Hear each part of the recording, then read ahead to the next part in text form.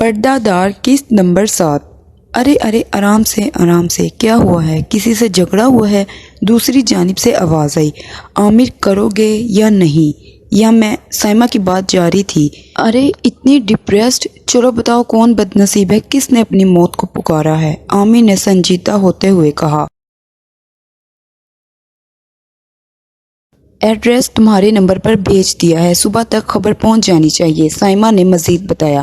ٹھیک ہے، کام ہو جائے گا۔ اور ملنے کب آ رہی ہو؟ عامر نے مدھم آواز میں پوچھا۔ سائمہ نے اس کی بات کا جواب دیے بغیر کال کاٹ دی۔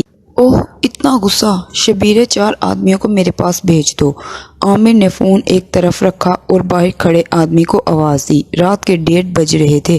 4 آدمی دیوار پھلانگ کر اندر داخل ہو چکے تھے۔ کون ہے؟ مریم تم ہو؟ صفیہ قدموں کی آواز سنتے ہی اٹھ بیٹھی تھی۔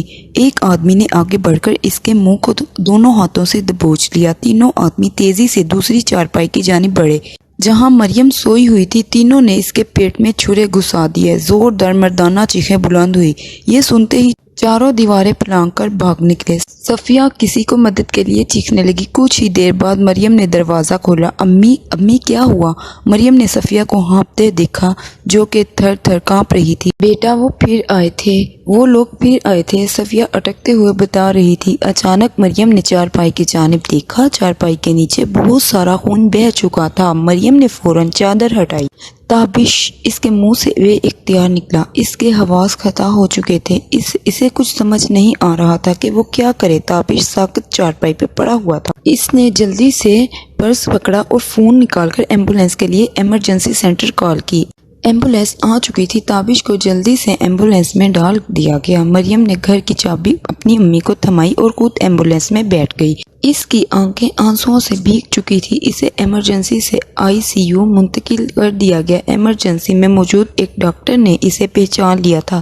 اس نے عاطف کو فون کرنے کے بعد اس کی حالت کے بارے میں بتایا۔ عاطف کو اپنا دماغ معاف ہوتے ہوئے محسوس ہوا۔ اس نے سامنے پڑی میز کا سہارا لیا اور کرسی پر بیٹھ گیا۔ ہیلو حامد، جلدی سے گاڑی نکالو، ہمیں ہاسپٹل کی جانب نکلنا ہے، عاطف نے ملازم کو فون کرتے ہوئے کہا۔ وہ ہاسپٹل پہنچ چکے تھے۔ تابش کی حالت میں کوئی مثبت تبدیلی نہ آئی تھی۔ سر ہم کوشش کر رہے ہیں، بہت سارا خون ضائع ہو چکا ہے، آپ بس دعا کریں، ڈاکٹر نے عاطف صاحب کو دلاسا دیا۔ انکل تابش کیسا ہے؟ وہ ٹھیک تو ہے نا؟ سائمہ، نیرما اور ماریا بھی وہاں پہنچ چکی تھی۔ انہوں نے آتے ہی عاطف سے پوچھا۔ عاطف نے سمیر کو پہلے ہی بلا لیا تھا۔ عاطف کیا ہوا ہے میرے بیٹے کو؟ کس نے کیا ہے ایسا؟ ماریا کی آنکھوں سے آنسو بہہ رہے تھے۔ وہ عاطف سے کچھ پوچھ رہی تھی۔ عاطف صاحب خاموش بت بنے ہوئے تھے۔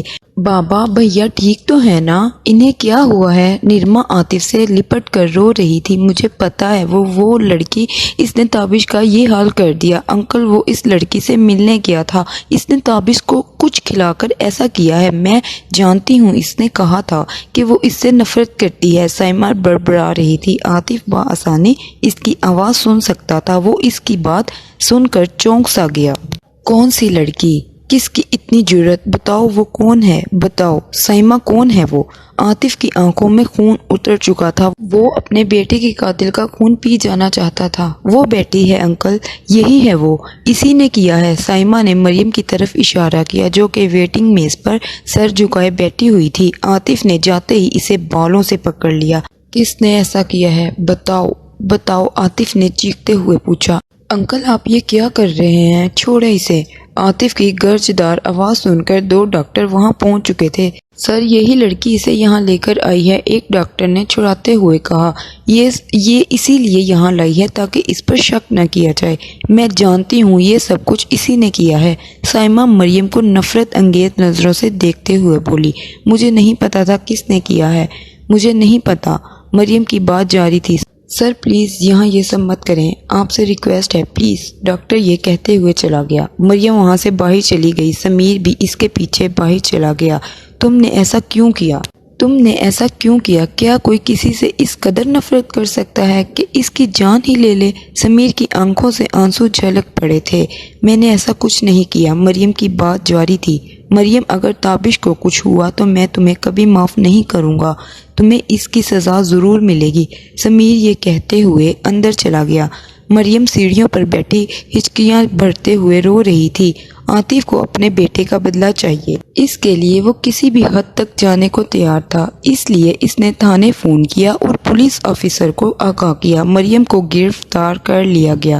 چھریاں مریم کے گھر سے برآمد کر لی گئی تھی۔ سارے ثبوت اور حالات دیکھتے ہوئے اسے سزا ہونے کے متوقع امکانات تھے۔ اسے مجرم منوانے کے لیے تشدد راستے اختیار کیے گئے تھے۔ اس کی اندھی ماں کو اولڈ ایج ہوم بھیج دیا گیا تھا۔ تابش کو ICU میں پڑے ہفتے سے زائد کا وقت گزر چکا تھا۔ سائمہ باہر کرسی پر بیٹھی ہوئی تھی اور موبائل پر کچھ دیکھنے میں مصروف تھی۔ عاطف صاحب بھی ہاسپٹل پہنچ چکے تھے۔ تابش کے ہاتھوں میں ایک ہلکی سی حرکت پیدا ہوئی۔ اس نے آنکھیں کھول لی۔ وہ آنکھیں کھولتے ہی اٹھنا چاہتا مگر سخت نہ تھی۔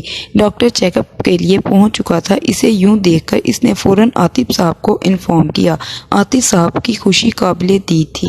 وہ ملنے کے لیے بےتاب تھا مگر انہیں کچھ دیر باہر رکنے کے لیے کہا گیا تھا تاکہ مکمل چیک اپ کے بعد کنڈیشن دیکھتے ہوئے ملنے دیا جائے۔ چیک اپ کے بعد انہیں ملنے کی اجازت مل چکی تھی۔ عاطف اور سمیر کو دیکھتے ہی تابش نے مسکرانے کی کوشش کی۔ عاطف نے آگے بڑھ کر اس کا ماتھا چوما اور اس کے ہاتھ پر بوسہ دیا۔ شیر ہے میرا دوست، سمیر نے بیڈ کے پاس کھڑے ہوتے ہوئے مسکرا کر پیار سے تھپکی دی۔ تابش بھی ہلکا سا مسکرا دیا۔ سائمہ نے بھی تابش کا ہاتھ تھامنا چاہا مگر تابش نے پوری قوت سے اس کا ہاتھ جھٹک دیا۔ سائمہ کو دیکھتے ہی تابش کی آنکھیں نفرت سے بھر گئی تھی۔ یہ دیکھتے ہوئے سائمہ بیڈ سے اٹھ کر پاس پڑی کرسی پر بیٹھ گئی۔ اسے تابش کا یہ رویہ چبھنے لگا تھا۔